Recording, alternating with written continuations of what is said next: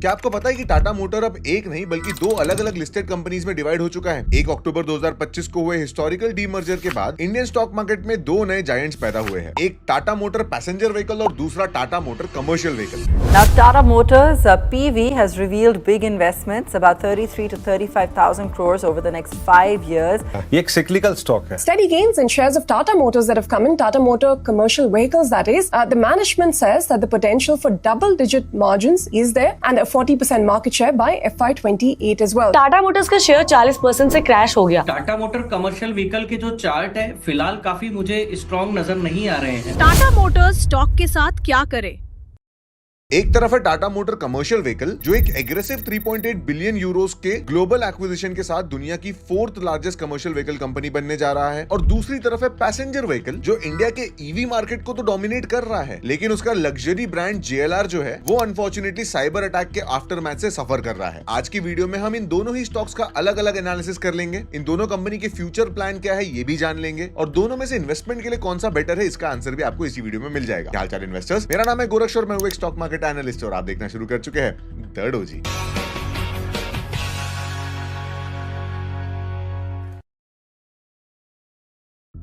तो इन्वेस्टर्स, अगर आप इस चैनल पे नए हो तो मैं आपको बता दूं कि मैं किसी भी एनालिसिस वीडियो को, स्टॉक एनालिसिस वीडियो को 3 सेगमेंट में डिवाइड करता हूं। सबसे पहले ना हम किसी भी कंपनी का बिजनेस एनालिसिस समझ लेते हैं कि भाई ये कंपनी पैसे कैसे बनाती है, what is their plan, future में क्या करना चाहती है, किस स्पेस में डोमिनेट करने का प्लान है इनका। बिजनेस मॉडल समझने के बाद में फिर हम फाइनली फंडामेंटल्स पे बढ़ते हैं कि भाई फंडामेंटली कंपनी कैसी है, जो प्लान बोल रही है क्या वो बैलेंस शीट पे अच्छा दिख भी रहा है, क्या पैसे आ रहे हैं या नहीं आ रहे उससे। एंड फाइनली मेरा फेवरेट, हम टेक्निकल एनालिसिस करते हैं जो कि हमें इंपॉर्टेंट लेवल्स के अपडेट देता है। तो अगर आप इस चैनल पे नए हो तो सब्सक्राइब कर लो and let's get on with the first segment, that is business analysis of Tata motors commercial vehicle. ये कंपनी इंडिया के ट्रकिंग इंडस्ट्री की अनडिस्प्यूटेड एपेक्स प्रेडेटर है। फाइनेंशियल ईयर 26 में इनका overall domestic commercial vehicle market share 35.7% रहा, और heavy commercial vehicle में तो ये 55% का मार्केट शेयर होल्ड करते हैं। लेकिन इनके आगे का क्या प्लान है ये समझ लेते हैं। इनका विजन सिर्फ इंडिया तक लिमिटेड नहीं है। टाटा मोटर कमर्शियल व्हीकल अभी इटली बेस्ड एवको ग्रुप को 3.8 बिलियन यूरोस, जो कि लगभग 34,000 करोड़ होता है, में एक्वायर कर रही है। ये डील Q2 FY27 तक क्लोज होने की उम्मीद है। इस एक्विजिशन के बाद दोनों एंटिटीज के कंबाइंड रेवेन्यू 2.2 लाख करोड़ के आसपास रहेगा। यस, 2.2 लाख करोड़, और ये globally top 4 commercial vehicle manufacturer की लिस्ट में शामिल हो जाएगी। चेयरमैन एन चंद्रशेखरन का टारगेट है कि ये आने वाले सालों में 1 मिलियन व्हीकल की एनुअल सेल क्रॉस करे। इवको के आने से इनको एडवांस पावर ट्रेन और FPT इंडस्ट्रियल की जीरो एमिशन टेक्नोलॉजी का डायरेक्ट एक्सेस मिल जाएगा, जो इनकी फ्यूचर ईवी और हाइड्रोजन ट्रक के लिए गेम चेंजर होगा। इसके अलावा Tata motor commercial vehicle aggressively green technology को प्रमोट कर रहा है। इनके पास अभी 3,400 से ज्यादा इलेक्ट्रिक कमर्शियल व्हीकल का ऑर्डर बुक है, जिसमें 500 इलेक्ट्रिक बसेस शामिल हैं। अपने बिजनेस को सिक्लिकलिटी से बचाने के लिए कंपनी पार्ट्स और सर्विसिंग पर फोकस कर रही है, और इस स्पेसिफिक सेगमेंट ने FY26 में 18% से ज्यादा की ग्रोथ दिखाई। तो ओवरऑल आप समझ रहे होंगे कि TMCV बड़ी ही अच्छी कंपनी है फंडामेंटली, और फ्यूचर प्लान भी इनका रेडी है। They are acquiring other European companies, and कोई भी ऑटोमोबाइल कंपनी आज के तारीख में ग्रीन तरफ ही बढ़ने की कोशिश कर रही है। So that is the expansion plan in the entire sector. अब चलिए टाटा मोटर पैसेंजर व्हीकल की कहानी देख लेते हैं, ये बड़ी इंटरेस्टिंग है। अब टाटा मोटर पैसेंजर व्हीकल का बिजनेस बड़ा ही कॉम्प्लेक्स है, क्योंकि इसको 3 सेगमेंट में आपको डिवाइड करना पड़ेगा। सबसे पहला तो इनका domestic passenger vehicle segment, next इनका Tata passenger electric mobility, and finally legacy British brand Jaguar Land Rover, that is JLR। Domestic passenger vehicle और ईवी बिजनेस फ्लॉलेसली एग्जीक्यूट कर रहा है। मैनेजमेंट का टारगेट है कि डोमेस्टिक पैसेंजर व्हीकल रेवेन्यू जो FY26 में 58,465 करोड़ था, उसको FY31 तक बढ़ाकर 1.4 लाख करोड़ कर दिया जाए और अपना मार्केट शेयर 20% तक ले जाए। इस टारगेट को हिट करने के लिए कंपनी अगले 5 सालों में इंडिया में 40,000 करोड़ का कैपिटल एक्सपेंडिचर करने वाली है। फ्यूचर पाइपलाइन बहुत स्ट्रॉन्ग है। मार्केट में जल्दी ही एक्टी EV प्लेटफॉर्म पर बेस्ड Curve.ev और Sierra.ev आने वाली है, और सबसे बड़ी खबर, इनका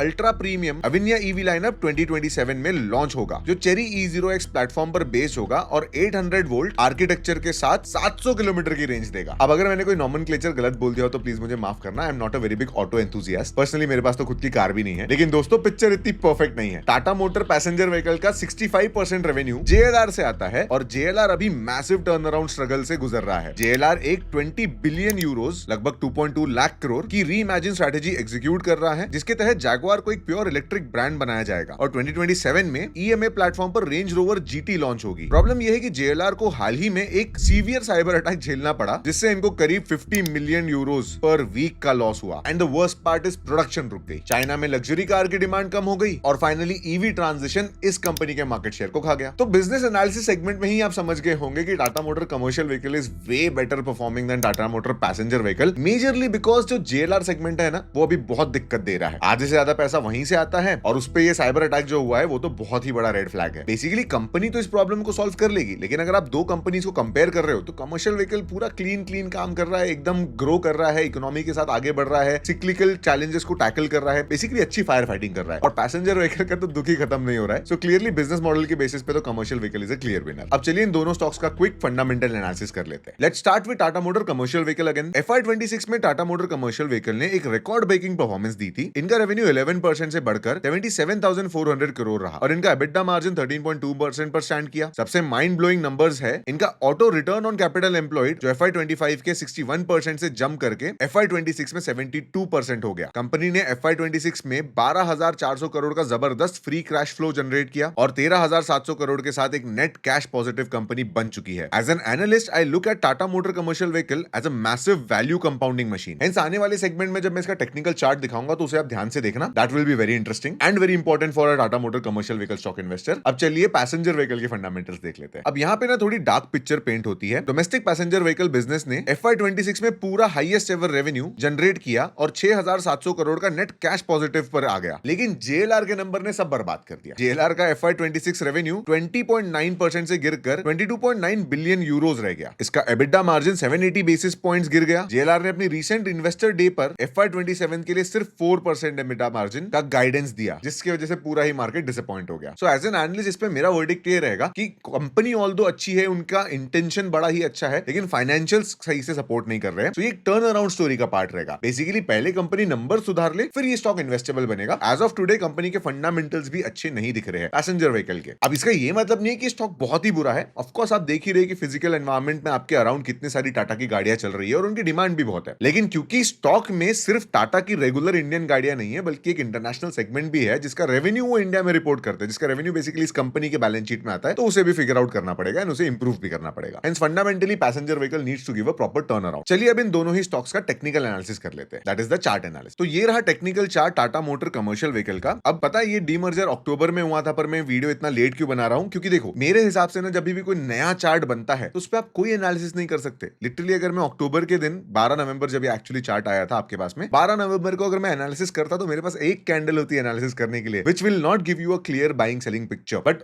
नवंबर महीने से अब इतना समय बीत चुका है कि स्टॉक में इनफ ट्रेडिंग हो चुकी है कि अब आप इस पे टेक्निकल एनालिसिस कर सकते हो। तो चलिए इसके इंपॉर्टेंट लेवल पहले प्लॉट कर लेते हैं। सबसे पहले तो देखो आईपीओ डे का हाई एक इंपॉर्टेंट रेजिस्टेंस होता है, तो हम इसे प्लॉट करेंगे। फिर हम देखते हैं कोई और इसमें रेजिस्टेंस बैंड बने हैं क्या। तो कमर्शियल व्हीकल स्टॉक ने अच्छी खासी रैली दे दी थी, अच्छा वैल्यूएशन भी उसका बढ़ गया होगा उस समय पे, and this looks like it. So फिलहाल तो रेंज बड़ी ही टाइट है, इसमें ज्यादा सपोर्ट रेजिस्टेंस बने नहीं है क्योंकि अभी again it's a very fairly new chart. Company को लिटरली एक साल भी नहीं हुआ है ट्रेड करते हुए। सो टेक्निकल्स पे अब मैं ना थोड़े लार्जर टाइम फ्रेम पे शिफ्ट करता हूं, मंथली टाइम फ्रेम पे आते हैं। मंथली टाइम फ्रेम हमें क्या इन्फॉर्मेशन देती है कि जब ये स्टॉक एक्सचेंज पे लिस्ट हुआ था लगातार 4 महीने ऊपर गया, उसके बाद से ये लगातार 5-6 महीने से अब कंसोलिडेट कर रहा है। तो ऐसे केस में आपको एक सिंपल स्ट्रैटेजी बताता हूं। अगर ये स्टॉक प्रीवियस मंथ के हाई के ऊपर क्लोजिंग दे देता है, प्रीवियस मंथ का हाई देखिए, जैसे यहाँ पे आप देखिए ये एक महीना ट्रेडिंग किया इसने नवंबर महीने में, और दिसंबर में जब उसके हाई के ऊपर क्लोजिंग आ गई तब आप कंफर्मेशन लेंगे कि yes this is the point जहां से स्टॉक में अप ट्रेंडिंग रहेगा, बेसिकली अप ट्रेंड आएगा। तो आपने ये 2 महीने एंजॉय किया होता। नाउ एक और इसमें क्या क्राइटेरिया होता है कि जब भी आपका ऐसे एक तरीके से ग्रीन बार बनता है ना, बिग बार जब बनता है आपका, सॉरी बिग बार नहीं बोलना चाहिए मैंने, माराबूजो कैंडल बोलना चाहिए, किसी और ने ये टर्म ले रखा है। सो जब आपका ये ऐसा माराबूजो कैंडल बनता है ना, तो this indicates a lot of heavy buying. तो उस कैंडल से पहले, उस बिग माराबूजो कैंडल के पहले का हाई अगर रीटेस्ट होता है तो that also presents as a good investment opportunity, जो आपको यहां दिख रहा होगा। सो 360 का प्राइस बहुत ही अच्छा बाइंग रेंज था। अब आपको क्या देखना है इसमें कि भाई ये कोई भी मंथ के हाई को ब्रेक कर देता है क्या। बेसिकली अभी आप देखेंगे जून महीने के हाई को टच किया पर ब्रेक नहीं कर पाया। सो अगर मान लीजिए जुलाई महीने में अगर इसका हाई ब्रेक नहीं होता है तो आप देखेंगे कि भाई जुलाई का हाई ब्रेक होता है कि नहीं अगस्त में, तभी भी आप डिसीजन नहीं लेंगे। You will not invest over here. मैं आपको एक थोड़ा ड्राइंग करके बता देता हूं। इसमें अज्यूम कीजिए कि भाई अगस्त महीने में ये स्टॉक ने एक ब्रेकआउट दे दिया और ऐसी कोई कैंडल बन जाती है, तो ये कंफर्मेशन रहेगा आपके लिए कि भाई अप ट्रेंड आ गया है, अब इस स्टॉक में इन्वेस्ट कर सकते हैं। बट इन्वेस्ट कब करेंगे, what would be the price? It would be the previous high, previous months high, which in this case would be a price of लगभग 450, राइट। सो कभी भी याद रखो इंपल्सिव डिसीजन नहीं लेना होता है। मैं मंथली टाइम फ्रेम पे एनालिसिस कर रहा हूं। मंथली टाइम फ्रेम आपको एक बड़ी पिक्चर बताती है। एक दिन, एक गैप अप, ये सारी चीजें फैक्टर आउट हो जाते हैं जब आप बड़ी बड़ी कैंडल्स देखते हो। तो आपको भी एनालिसिस करने के लिए सोचो कि आप कौन सा डेली एनालिसिस करोगे, राइट। महीने में एक बार अपनी फिक्स स्टॉक्स की वॉच लिस्ट बनाओ and you are good to go. By the way मैंने अच्छे स्टॉक्स की लिस्ट आप लोग को पिछले वीडियो में शेयर की थी। आई होप आप लोग ने वो वीडियो देख लिया है। उन सारे स्टॉक्स पे भी ये स्ट्रेटेजी आप लगा सकते हो। So technically Tata motor commercial vehicle का चार्ट अभी भी बड़ा ही नया है, बहुत ज्यादा बड़ी कोई पिक्चर बन नहीं रही है। स्टॉक कंसोलिडेशन फेज में है, स्टॉक ने एक हाई बना रखा हुआ है। कंफर्मेशन कब आएगा? जब वो प्रीवियस मंथ के हाई के ऊपर में क्लोजिंग दे दे, और एंट्री के लिए अच्छा पॉइंट रहेगा उससे पहले के मंथ का हाई। याद रखिएगा इस पार्ट को, इस सेगमेंट को बार बार देखिएगा, थोड़ी सी और प्रैक्टिस भी कीजिएगा।